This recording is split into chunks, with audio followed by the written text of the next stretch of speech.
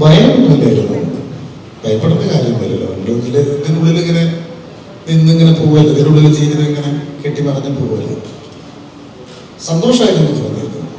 കാരണം നമ്മൾ അധികം ഒരുപാട് കാലം സ്വപ്നം കണ്ടതായിരുന്നു സാറിനെ പോലത്തെ ഒരു മനുഷ്യൻ്റെ സംഭാഷണം ഒരു നടനായി കഥാപാത്രമായി മാറിയിട്ടുണ്ട്. അത് ഒരു ദിവസം രാത്രി പ്രിയദർശൻ സാറിൻ്റെ ഒരു കോളിലൂടെ സംഭവിച്ചപ്പോഴാണ് വളരെ സന്തോഷമുണ്ടായത്. തീർച്ചയായിട്ടും വിഷ്ണു ചോദിച്ച ചോദ്യത്തിലുള്ള പ്രസക്തി എനിക്ക് മനസ്സിലാവും. ജോസ് പ്രകാശ് സാർ ഇത് ഒരുപാട് വലിയ വലിയ കഥാപാത്രങ്ങൾ മലയാള സിനിമയിൽ സംഭാവന ചെയ്തതാണ്. അങ്ങനെ ഒരു മനുഷ്യൻ ചെയ്തു വെച്ചതിൻ്റെ ഒരു തുടർച്ച എന്ന നിലയ്ക്ക് അത് തുടരാൻ ഇപ്പം അത് നമ്മൾ ഈ റിലേ കൈമാറില്ല, ബാറ്റൺ കൈമാറുന്നത് പോലത്തെ ഒരു അവസ്ഥയാണ്. അതിൻ്റെ അവസാനത്തെ റൗണ്ടിൽ ഓടിപ്പോകുന്ന ഒരു അത്ലറ്റിൻ്റെ ആ ബാറ്റൺ വാങ്ങി കൂടുന്ന ഒരു മൂഡായിരുന്നു. അപ്പം അതുകൊണ്ട് തന്നെ ഞാൻ കല്ലറയിൽ പോയി അദ്ദേഹത്തിൻ്റെ മകനെയും കൂട്ടി ഒരു മൗനാനുവാദം.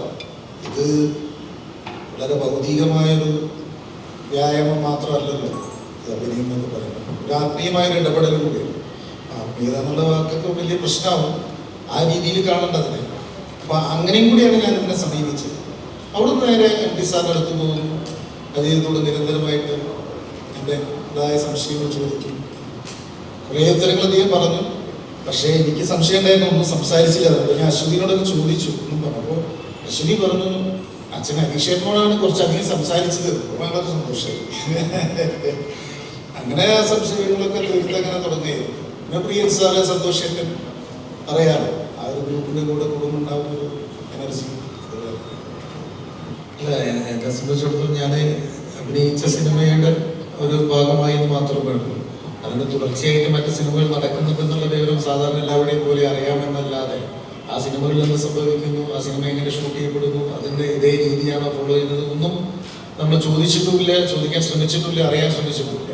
കാരണം നമ്മളുടെ ജോലി, നമ്മൾ ഏൽപ്പിച്ച വർക്ക്, നമ്മൾ ആ ഒരു ലൊക്കേഷൻ, അതിൻ്റെ സൗന്ദര്യം ഒക്കെ ആസ്വദിച്ച് മുന്നോട്ട് പോകുക എന്നുള്ള രീതിയിലാണ്. എല്ലാം കഴിഞ്ഞതിന് ശേഷം ഇനിയിപ്പം എല്ലാ പ്രേക്ഷകനെ പോലെയും നമ്മളും ഈ 15-ാം തീയതി മറ്റുള്ള സിനിമകളൊക്കെ കാണാൻ വേണ്ടി ഇരിക്കുന്നു.